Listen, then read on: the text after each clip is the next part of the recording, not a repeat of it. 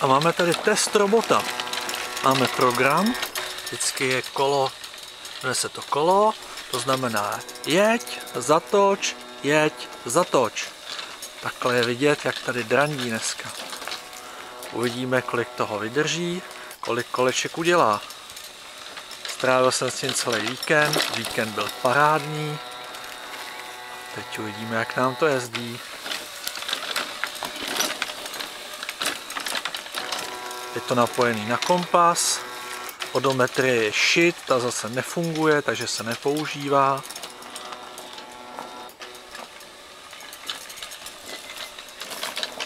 A tady to asi už naboří do vany.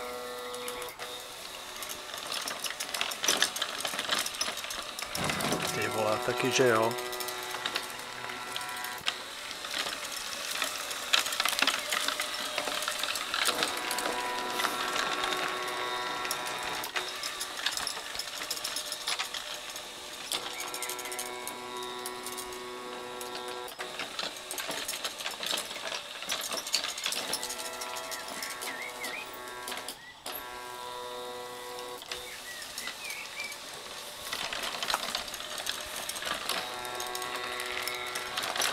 Tak toho radši necháme.